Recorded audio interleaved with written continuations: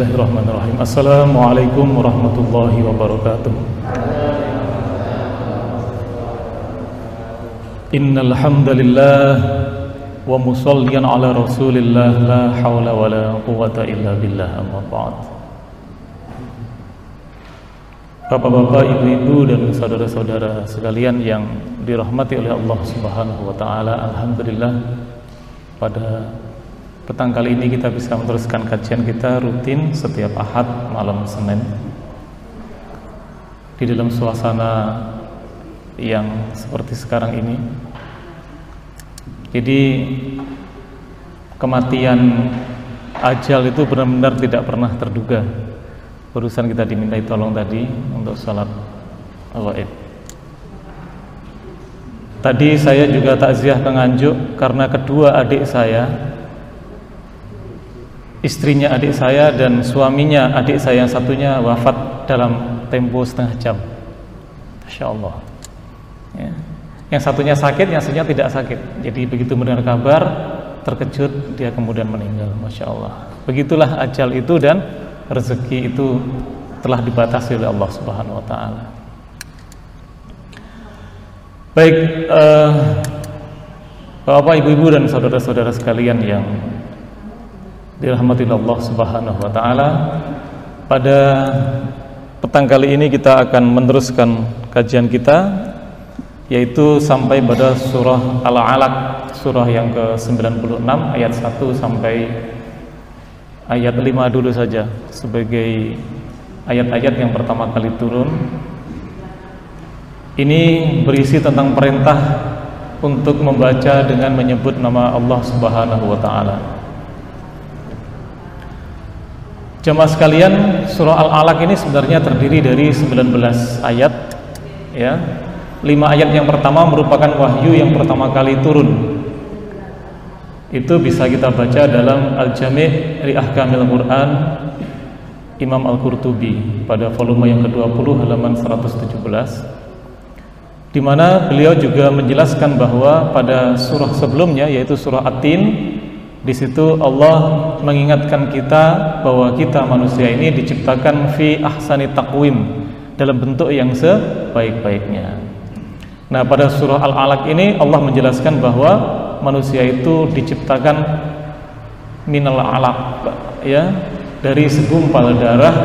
Berarti di sini membahas bahwa manusia yang diciptakan sebaik-baiknya dalam bentuk yang sebaik-baiknya itu dari aspek materinya itu ternyata terdiri dari minal alaq, bahan bakunya seperti itu. Bapak, ibu dan saudara sekalian, surah Al-Alaq ini memiliki asbabun nuzul seperti beberapa surah-surah yang lainnya. Dalam satu hadis yang sangat panjang yang diriwayatkan oleh Imam Bukhari, bahwa Aisyah radhiyallahu anha ya, ibunda Aisyah radhiyallahu anha, orang menyebutnya sebagai Sayyidah Aisyah. Orang Jawa menyingkat Sayyidah itu dengan Siti atau Sayyidati, disingkat menjadi Siti ya. Aisyah radhiyallahu anha, beliau bercerita secara panjang lebar tentang permulaan turunnya wahyu itu.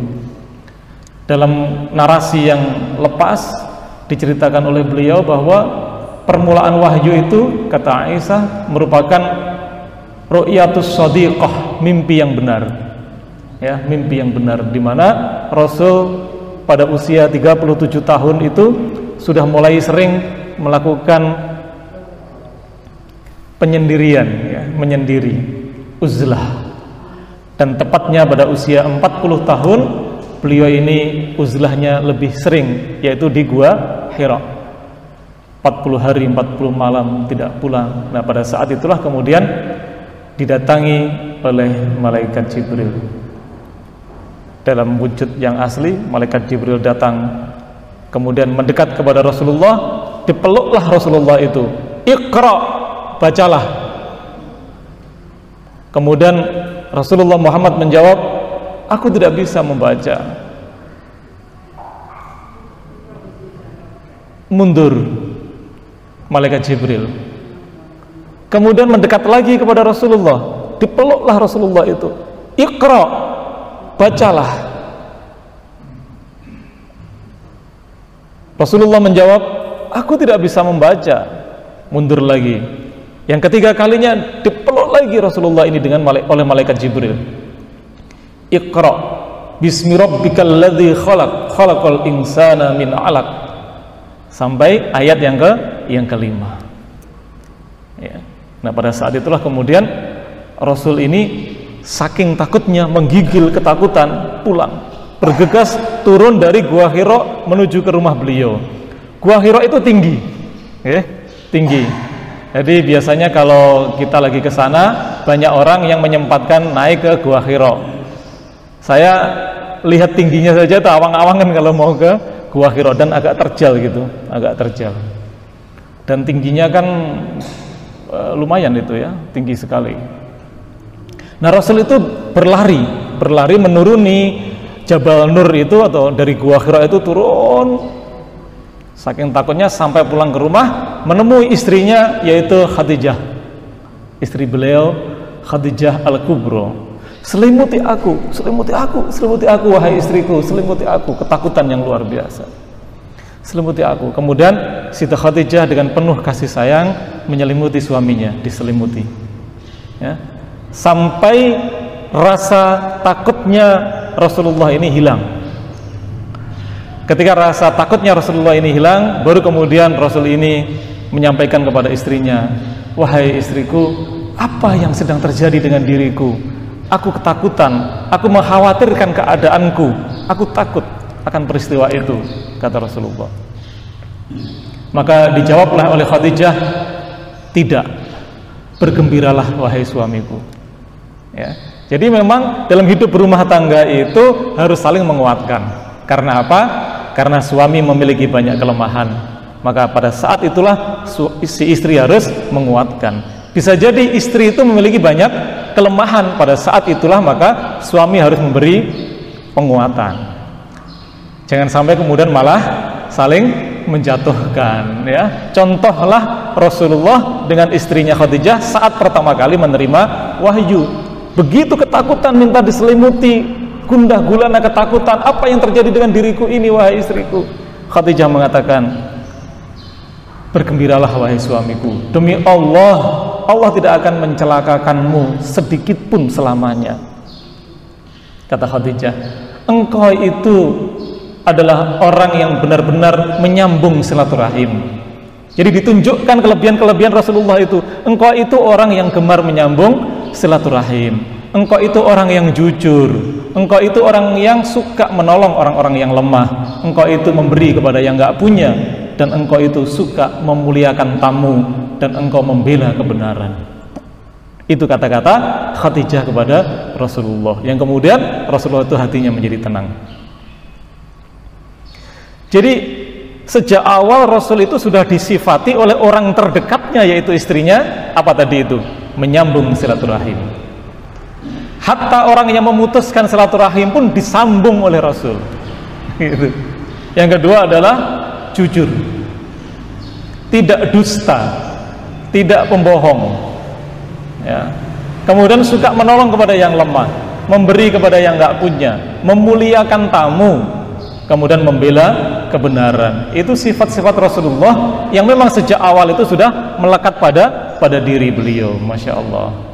Nah, itu diceritakan. Kemudian hadis yang sangat panjang ini oleh para mufassirin dijadikan sebagai penjelas atas sababun nuzul dari surah Al-Alaq, yaitu 5 ayat yang pertama. Baik Bapak Ibu dan saudara sekalian, kita baca satu persatu. A'udzubillahi minasyaitonirrajim. Bismillahirrahmanirrahim.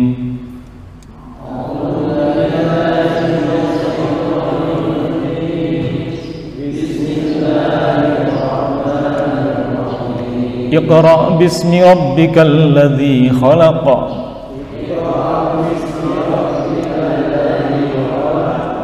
Iqra, bacalah, bismi dengan menyebut, rabbika nama Tuhanmu, alladzi yang khalaqa menciptakan.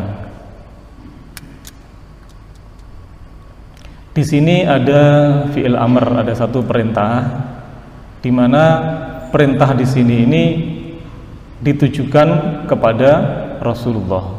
Khitabnya itu kepada Rasulullah. Di dalam usul fikih itu ada satu kaidah yang sangat masyhur, yaitu khitabur rasul khitab lil ummati. Seruan kepada Rasul itu sekaligus seruan kepada umatnya. Khitabur rasul khitab lil ummati. Perintah kepada Rasul itu berarti juga perintah kepada umatnya. Seruan kepada Rasul itu berarti seruan kepada umatnya. Maka ketika Rasul itu diperintahkan Iqra bismi rabbikal ladzi khalaq, maka perintah itu pun juga kepada kita semua. Bapak Ibu sekalian, bacaan tersebut diawali dengan bismi rabbika. Ya. Rabbika di situ menunjukkan tahsis, pengkhususan. Karena ada kata-kata ka. Ka di sini kembalinya kepada Rasulullah Muhammad. Rabbika, pengkhususan Tuhanmu. Itu maknanya apa? Bahwa engkau itu Muhammad tidak memiliki Tuhan selain Tuhanmu itu, yaitu Allah Subhanahu wa ta'ala. Enggak ada Tuhan Muhammad kecuali engkau hanya menyebut nama Tuhanmu, yaitu Allah Subhanahu wa ta'ala. Itulah Rabbuka, itulah Tuhanmu. Bukan Lata, bukan Uzza, bukan patung-patung itu, tapi bismi Rabbika, Tuhanmu. Ya. Nah, di situ kemudian ada kata alladzi khalaqa. Alladzi khalaqa. Ya. Kata-kata alladzi khalaq di situ tidak disebutkan maf'ul bihnya, enggak disebutkan objeknya. Kan ada predikatnya itu, khalaqa. Khalaqa itu berarti kalau dalam bahasa tata bahasa adalah predikat. Predikat itu ya, maka kemudian pakai dinasobkan pakai a, kholako, tidak kholaku, tidak kholaki, tetapi kholako, karena dia posisinya sebagai predikat, makanya nasob gitu ya. Nah, setelah kata alladzi kholako tidak ada objeknya, tidak ada maf'ul bihnya, tidak ada objeknya. Kalau ada satu kata yang tidak disebutkan objeknya, itu berarti objeknya adalah bimakna mutlak, mencakup segala makhluk. Maka dialah Allah Tuhanmu itu yang menciptakan segala makhluk, baik makhluk hidup maupun makhluk mati, baik makhluk bergerak maupun makhluk yang tidak bergerak, yang semuanya itu telah diberi khasiat oleh Allah Subhanahu wa ta'ala. Jadi Allah menciptakan makhluknya itu beserta khasiat yang terkandung di dalamnya gitu. Allah menciptakan api plus khasiat dari api itu, yaitu panas dan membakar. Maka api bisa kita pakai untuk masak karena khasiat dari api itu. Itu yang disebut dengan qadar, ketetapan dari Allah bahwa api itu panas. Panasnya api itu bukan karena api itu sendiri, karena ini adalah qadar dari Allah Subhanahu wa ta'ala, yang sewaktu-waktu Allah berhak untuk mencabut qadar panasnya api itu, seperti pada peristiwa Nabi Ibrahim alaihissalam. Pisau itu bisa memotong, itulah qadar dari pisau, tapi sewaktu-waktu Allah bisa mencabut qadarnya itu gitu. Ketika Allah menciptakan makhluk hidup seperti kita pun dilengkapi dengan khasiat-khasiat yang menempel kepada kita. Khasiatnya ibu itu punya sel telur, punya rahim, itu khasiat. Bapak-bapak punya khasiat sendiri ya. Bapak-bapak ini berkhasiat ini ya, berkhasiat. Begitulah semua baik makhluk hidup, makhluk mati itu diciptakan oleh Allah Subhanahu wa ta'ala beserta khasiat-khasiatnya, dan penciptaan makhluk itu mutlak karena di dalam ayat ini Iqra bismi rabbikal ladzi khalaq, tidak disebutkan maf'ul bihnya, berarti mutlak segala makhluk itu ciptaan Allah Subhanahu wa ta'ala. Khalaqal insana min 'alaq.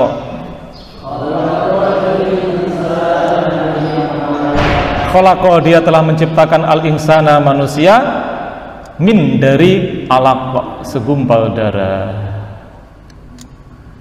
Ya. Diceritakan di sini al-insana di sini sebagai maf'ul, posisinya min alaqin.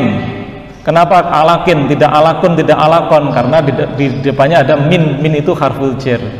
Maka ketika ada min pasti kasroh, min alaqin. Karena di akhir, maka secara tajwid dia harus diwakofkan dan qalqalah, karena qaf itu huruf qalqalah, min alaqo. Bapak Ibu dan saudara sekalian, al-insan, di situ ada kata al-insan, itu menunjuk atau merujuk kepada semua keturunan Adam alaihissalam. Semua keturunan Adam alaihissalam itu disebut al-insan. Ya.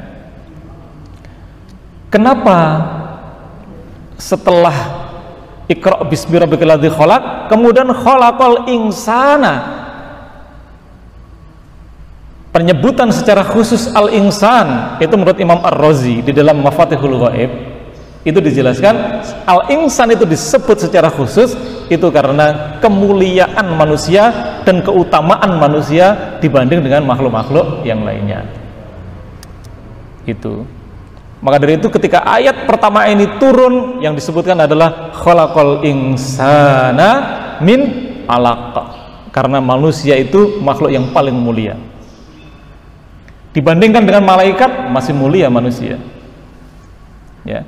Kalau soal setianya, setia malaikat. Malaikat itu kalau udah disuruh ngurusin hujan, ya ngurusin hujan aja. Ya, malaikat itu kalau tugasnya menyampaikan wahyu, ya menyampaikan wahyu saja.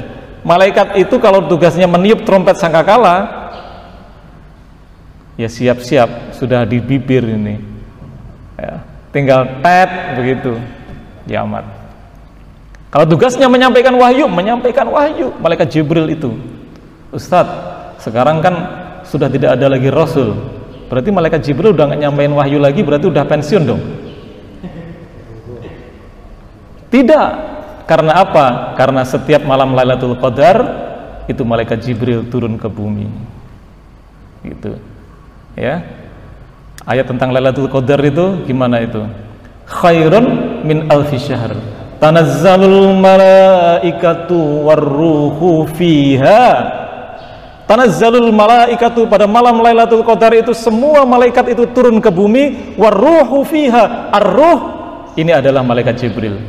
Berarti pada malam Lailatul Qadar itu ar-ruh yaitu Jibril itu pun turun ke bumi. Gitu. Bapak Ibu dan saudara sekalian, di situ ada kata-kata yang bagus, yaitu al-alaq. Al-alaq itu jamak dari alaqah, yaitu bergumpal. Bergumpal itu namanya alaqah. Alaqah berkumpul, bergumpal. Lah, al-alaq itu adalah makna lengkapnya menurut Imam Ash-Shabuni di dalam Sifatut Tafasir itu adalah berkumpul yang menggantung. Menggantung kemana? Menggantung ke rahim. Jadi kalau sperma dan sel telur itu sudah ketemu, kemudian ini menjadi satu gumpalan dan menempel di rahim, itu namanya alaq. Al-alaq. Ya, segumpal darah yang menempel di rahim. Rahim itu maksudnya sesuatu yang kuat. Rahim. Makanya kalau memang menempel ya kuat, dia bawa kemana-mana ya kuat. 9 bulan 10 hari kuat karena nempel di rahim. Begitu. Itu adalah al-alaq. Ternyata kita ini diciptakan Allah dengan mekanisme ditempelkan di rahim. Pernahkah panjenengan sadar 9 bulan panjenengan di rahim ibu? Betul tak? Tidak sadar, tahu-tahu sudah berada di dunia. Tapi fakta menunjukkan bahwa yang namanya rahim itu ada. Kita nanti itu tiba-tiba masuk akhirat, masuk alam kubur begitu saja, nggak pernah menyadari bahwa kita akan meninggalkan dunia. Nanti dari alam kubur tiba-tiba kita akan ke akhirat begitu saja, terlewati alam kubur itu. Percaya apa tidak percaya, semua itu akan terjadi. Percaya surga ada, tidak percaya ada. Neraka percaya ada, tidak percaya pun tetap ada. Itu semua sudah dijelaskan Allah Subhanahu wa taala di dalam Al-Qur'an. Iqra wa rabbukal akram. Iqra, bacalah, wa rabbuka, dan Tuhanmu lah al-akram, yang maha pemurah. Iqra yang kedua di sini setelah disebutkan yang pertama tadi kemudian disebutkan lagi di sini, maka ini berguna sebagai takkid penegasan atas perintah sebelumnya. Penting sekali kita ini belajar membaca, baik membaca teks maupun membaca konteks, baik membaca literatur ataupun membaca alam semesta, itu penting. Sampai kemudian ada takkid penegasan, disebut sampai 2 kali, Iqra yang pertama dan Iqra pada ayat yang ketiga ini. Di situ ada warabbuka. Wawu di sini menunjukkan hal untuk taknis an-nabi, melunakkan hati nabi. Melunakkan hati nabi. Iqra, bacalah sekali lagi wahai Muhammad, warabbuka, melunakkan hati nabi, wawu di sini. Dan benar-benar Tuhanmu itu Maha Pemurah wahai Muhammad, biar lunak hatinya Nabi. Ya. Bacalah apa yang diperintahkan kepadamu karena sesungguhnya Tuhanmu itu Maha Mulia wahai Muhammad. Begitu. Kemudian di situ ada kata al-akram. Al-akram itu bermakna al-karim. Mana Pak Karim? Oh, Pak Karim. Al-akram itu bermakna al-karim. Al-karim itu apa? Al-karim itu adalah salah satu dari nama Allah dan sekaligus sifat Allah Subhanahu wa taala yang memberi tanpa meminta. Itu namanya al-karim. Okay. Hanya memberi dan tidak minta imbalan, itu namanya Allah Subhanahu wa taala itu al-karim. Ya. Allah itu adalah akramul akramin. Maha mulia dari segala yang mulia, itulah Allah Subhanahu wa taala. Itu ditegaskan oleh Allah melalui malaikat Jibril agar hati Rasulullah itu lunak mau membaca segala sesuatu dengan nama Allah yang Maha Pemurah. Alladzi 'allama bil qalam. Siapakah Allah yang Maha Pemurah itu? Alladzi, yaitu 'allama, yang mengajar manusia bil qalam, dengan perantaraan kalam. Al-qalam di sini adalah al-kitabah, tulisan. Al-qalam di sini adalah al-kitabah, tulisan. Menurut Imam An-Nasafi di dalam Maturqut Tanzil jelas sekali itu disebutkan, atau menurut Imam Al-Biqai di dalam Nazmud Durur, bahwa al-qalam di sini adalah al-kitabah. Ya, al-kitabah. Oleh karena itu maka pengajaran itu merupakan nikmat yang luar biasa, dan bisa membaca dan menulis itu merupakan nikmat yang luar biasa. Itu nikmat yang luar biasa. Sayyidina Ali karamallahu wajhaha pernah mengatakan bahwa ikatlah ilmu dengan menuliskannya. Ya, ikatlah ilmu dengan menuliskannya.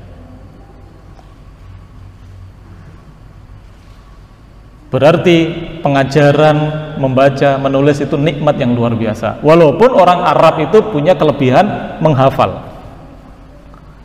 Punya kelebihan menghafal yang luar biasa orang Arab. Terutama orang-orang Arab Quraisy dan orang-orang Arab terdahulu. Kalau bicara tentang kamu siapa namanya dan keturunan siapa, mereka terbiasa bisa menyebutkan sampai 16 ke atas. Ya, 16 ke atas. Kita ini kayaknya 3 atau 4 udah nggak tahu. Pak Karim bin siapa, buyut sudah, gitu. Tetapi kalau orang Arab itu biasa menyebut sampai 16 sampai ke atas, itu biasa mereka itu. Mulai dari bapaknya, kakeknya, buyutnya, canggahnya, wareng, udek-udek, tebok bosok, itu apal semua itu. Sampai 16. Kita ini enggak. Nah, sekalipun mereka memiliki daya ingat yang luar biasa, ternyata alladzi 'allama bil qalam, yaitu nikmat pengajaran dengan membaca dan menulis itu satu kenikmatan yang luar biasa. Maka dari itu jamaah sekalian, Al-Quran itu ketika ditulis di masa Umar bin Khattab itu satu nikmat yang luar biasa. Ya. Jadi Al-Quran itu sudah mulai ditulis di masa Umar, tetapi tidak selesai, kemudian selesai di masa Utsman bin Affan. Itu mushaf yang kita miliki sekarang, mushaf Utsmani, itu ditulis di masa Utsman bin Affan. Karena di masa Rasulullah, ya, yang boleh ditulis itu hanya Al-Quran, dan itu ditulis oleh para sahabat di pelepah-pelepah kurma, ditulis oleh para sahabat di kulit-kulit binatang, di kulit-kulit kambing, di kulit-kulit onta, ditulis. Tetapi hadis tidak boleh ditulis agar tidak rancu dengan ayat Al-Quran, gitu. Hadis itu baru ditulis kurang lebih sekitar 150 tahun, sekitar 100 tahun, 150 tahun setelah Rasul wafat. Hadis itu dibukukan begitu. Tapi kalau Quran itu sudah ditulis, maka kemudian ketika pasca perang Uhud, disitulah kemudian ada niatan untuk mengumpulkan Al-Quran. Tetapi kemudian benar-benar terrealisasi di masa Utsman bin Affan, lalu digandakan menjadi 6. Satu dikirim ke Baghdad, satu dikirim ke Mekah, satu dikirim ke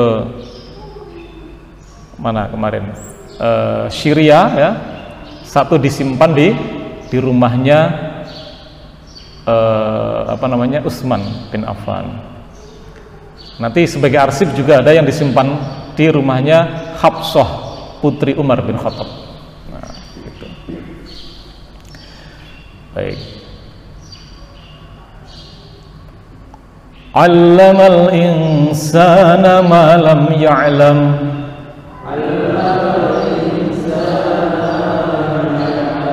Allama, dia mengajari, al-insana, manusia,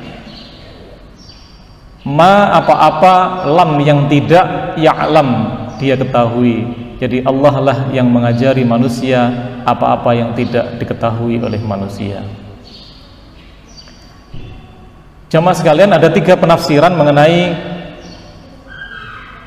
al-insan dalam konteks ayat ini.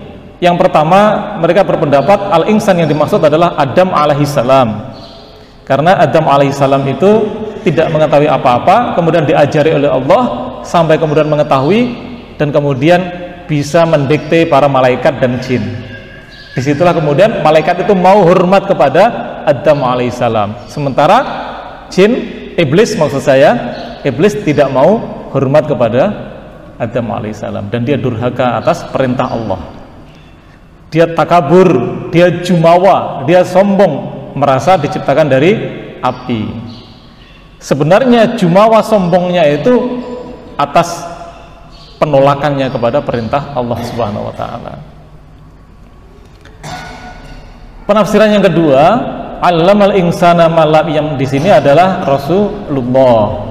Dan penilaian atau penafsiran yang ketiga, al-insan di sini adalah semua umat manusia.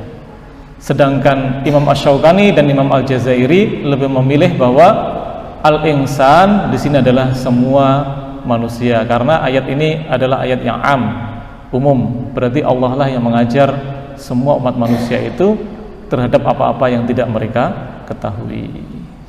Gitu. Merubah mereka dari tidak mengetahui menjadi tahu, merubah mereka dari bodoh menjadi disinari dengan cahaya ilmu. Bapak Ibu dan saudara sekalian, mungkin sementara ini dulu yang kita bahas pada kesempatan malam hari ini. Ada beberapa pelajaran penting. Yang pertama, penting sekali untuk terus belajar membaca. Apa itu membaca teks ataupun konteks, membaca literatur ataupun membaca alam semesta, berbagai fenomena harus kita baca. Agar apa? Agar kita mengetahui mana yang hak, mana yang batil, mana yang kufur, mana yang mukmin. Agar kita mengetahui mana yang halal, mana yang haram. Gitu. Dan di dalam membaca itu hendaklah senantiasa diikuti dengan menyebut nama Allah Subhanahu wa taala. Yang kedua, mari kita belajar memahami hakikat Allah. Siapa Allah itu? Allah adalah Rabb yang mengajari kita untuk lebih memahami tentang kehidupan. Yang ketiga, pelajaran yang bisa kita ambil adalah bahwa sesungguhnya asal usul kita ini sesuatu yang lemah, yang hanya dicantolkan ke dalam rahim saja. Maka tidak layak bagi kita untuk menjadi orang-orang yang sombong, jumawa, angkuh dan sebagainya. Kita ini hanya dari segumpal darah yang tidak berarti. Yang keempat, keutamaan ilmu tulis menulis, ilmu membaca, ya, mencari ilmu terus. Maka dari itu mencari ilmu ini nggak ada habisnya, ya, karena ilmu itu insya Allah akan ya menjadi pengantar bagi kita untuk tidak berbuat salah yang lebih banyak, ya. Orang yang rajin hadir di ilmu, di taman ilmu itu ibaratkan orang yang hadir di taman-taman surga. Begitu indah, kata Nabi, ya, begitu indahnya. Sampai Nabi pernah mengatakan, jika engkau sedang berjalan kemudian di situ ada taman surga, berhentilah sejenak, nikmati taman surga itu, kata Nabi. Demikian Bapak Ibu dan saudara sekalian, semoga sedikit ini bermanfaat bagi kita semua, dan semoga kita semakin takarrub kepada Allah Subhanahu wa taala, dan semoga kehidupan kita diselamatkan mulai dari dunia hingga di akhirat kelak. Semoga kita diampuni semua dosanya dan kita dimasukkan ke dalam surganya. Amin ya rabbal alamin. Ihdinas siratal mustaqim. Assalamualaikum warahmatullahi wabarakatuh.